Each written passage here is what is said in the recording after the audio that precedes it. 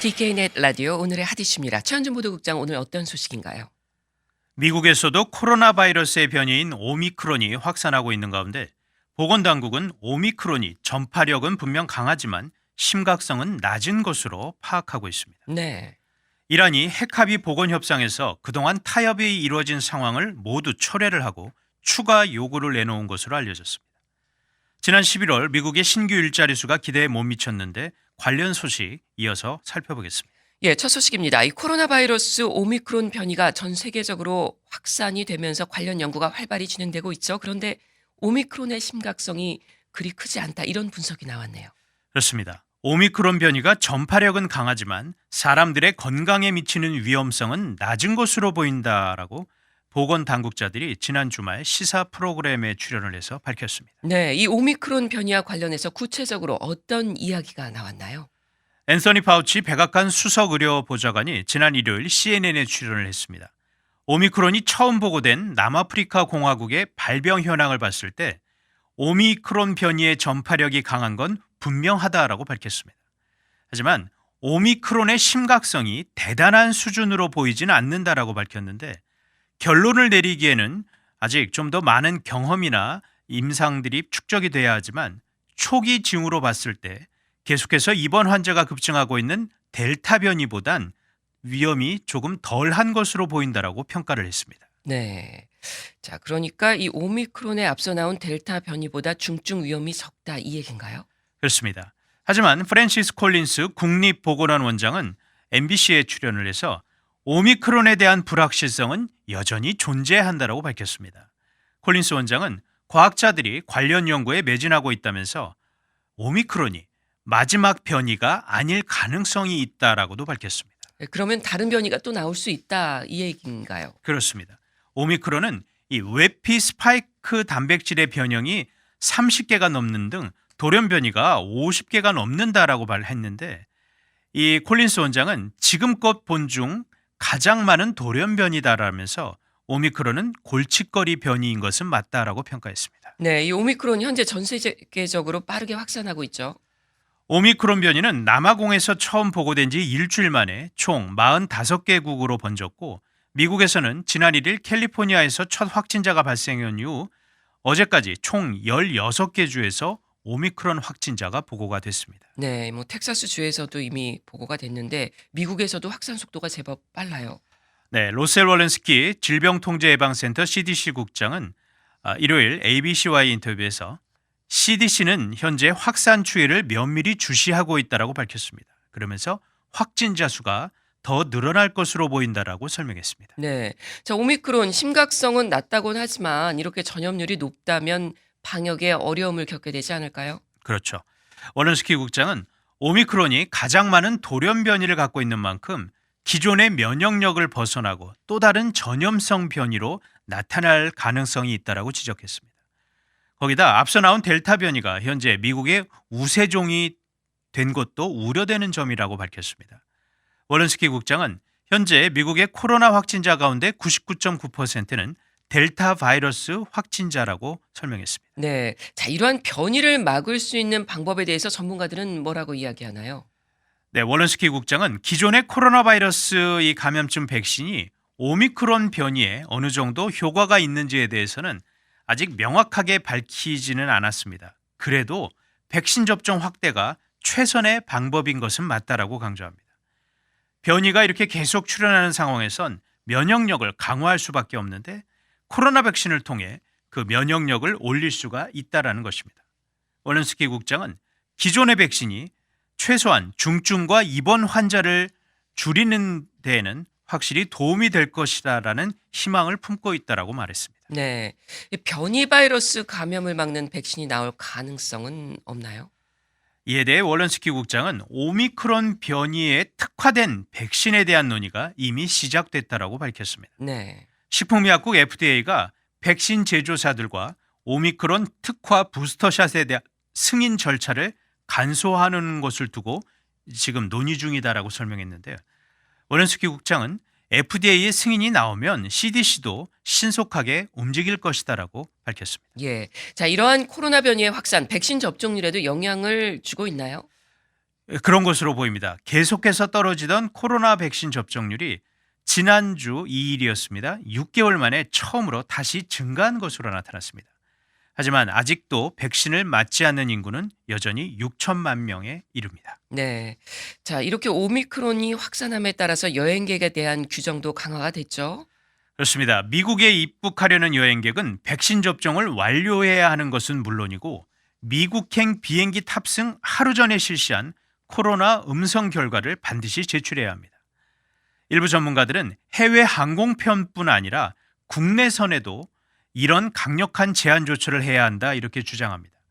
하지만 콜린스 국립보건원 원장은 국내선 규정 강화는 아무래도 과도한 부담이 될 것이라면서 해외 항공편에 대한 규정만으로 충분하다는 입장을 우선 보였습니다. 네. 잘 들었습니다. 이 다음 소식 보겠습니다. 지난주 이란 핵 합의를 복원하려는 협상이 시작됐잖아요.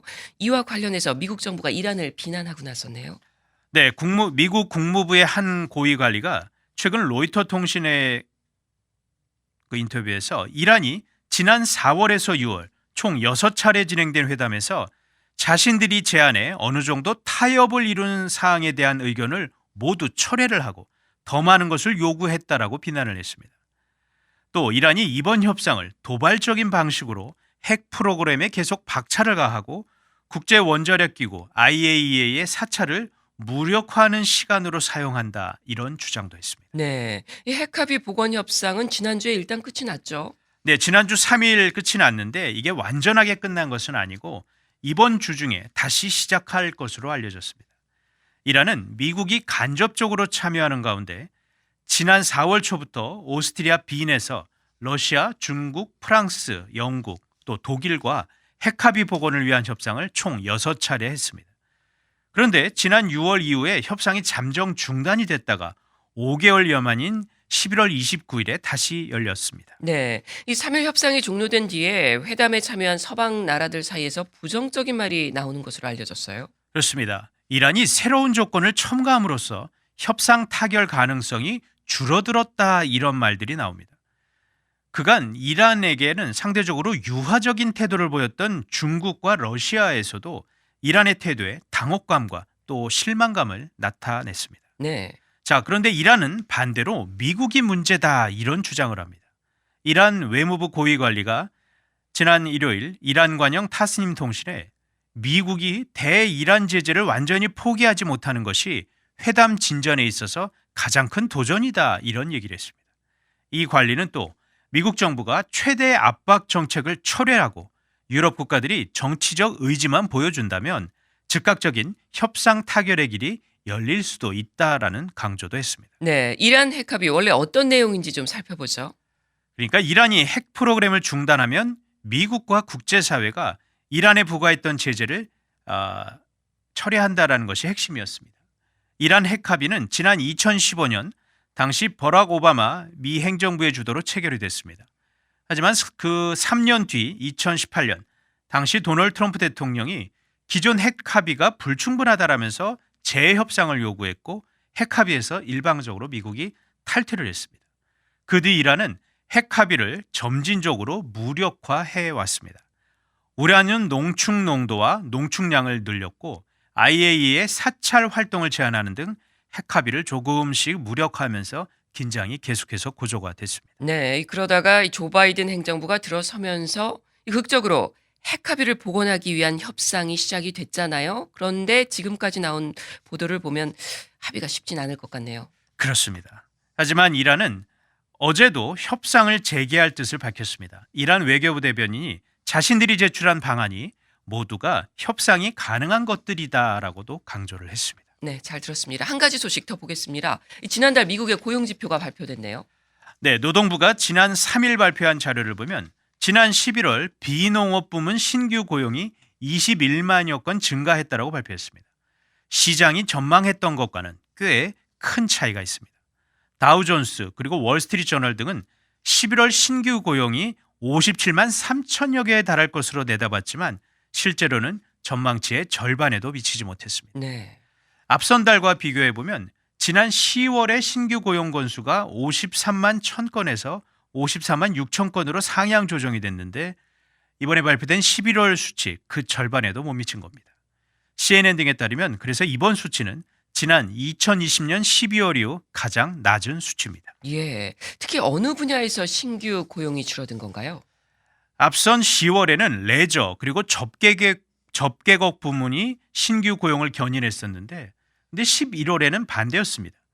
10월엔 이 부분에서 17만 개의 신규 고용이 이루어진 반면 11월엔 불과 2만 3천 건에 불과했습니다. 그리고 심지어 감소한 분야도 있었습니다. 바로 소매업인데요. 10월엔 이 소매업 부문에서 3만 7천 개의 신규 고용이 이루어졌는데 11월엔 오히려 있던 일자리마저 2만 개가 소매업에서 줄었습니다. 네. 이번 수치에 대한 평가는 그래서 실망스럽다는 반응이 대부분입니다.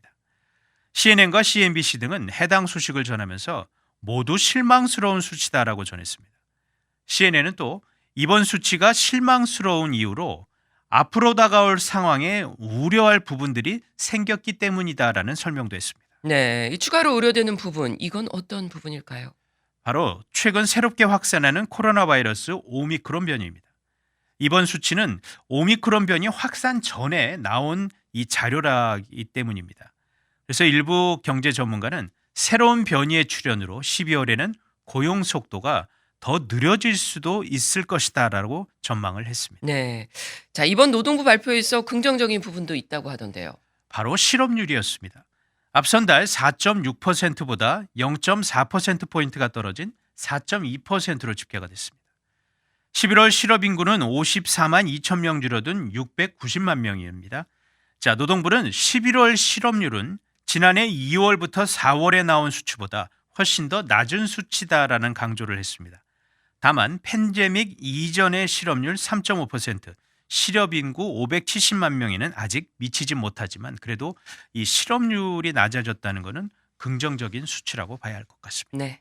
잘 들었습니다. 지금까지 오늘의 핫 이슈였습니다.